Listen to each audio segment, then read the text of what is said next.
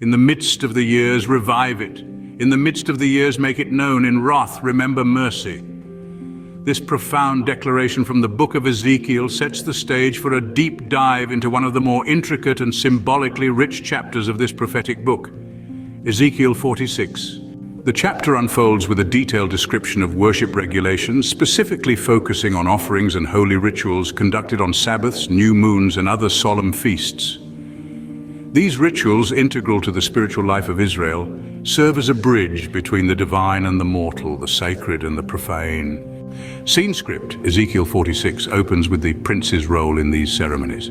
The prince, a figure of authority and leadership, is required to provide the offerings himself, symbolizing his responsibility towards God and the people he governs. This act of offering not only represents submission to divine will, but also underscores the role of leaders in guiding their people in righteous and holy living. The passage meticulously details the types of offerings: burnt offerings, grain offerings, and peace offerings. Each type holds its own significance. Burnt offerings for atonement, grain offerings representing the fruit of labor and divine provision, and peace offerings symbolizing reconciliation and communal harmony. The precision in these instructions highlights the importance of order and reverence in approaching the sacred. Transitioning from the offerings, Ezekiel 46 also elaborates on the specific gates through which the prince and the people are to enter and exit during these rituals. This movement through the temple gates is not merely logistical but deeply symbolic, representing the journey of the faithful towards a closer communion with the divine. The chapter further emphasizes the equitable distribution of the land. It commands that the land should not be oppressed or taken away unjustly, ensuring that each tribe and family retains their rightful heritage.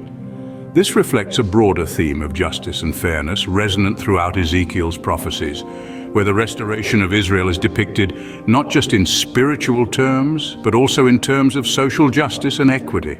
As we conclude, it is evident that the regulations and rituals described in Ezekiel 46 are far from arbitrary. They are imbued with profound spiritual meaning, serving as a constant reminder of God's presence and the need to live in a manner that is pleasing to Him. They teach us about the importance of leadership, responsibility, and community in our spiritual and everyday lives. Understanding these laws and their applications helps us appreciate the depth of our relationship with the divine. It reminds us that in every act of worship, every observance of law, and every communal gathering, there lies an opportunity to reflect the divine order and to reaffirm our commitment to live by the principles of justice, mercy, and holiness that God has laid out for us. In wrath, remember mercy. As we began, so we end, recognizing that even in judgment, God's mercy prevails, guiding us through the complexities of law to the profound simplicity of divine love and justice.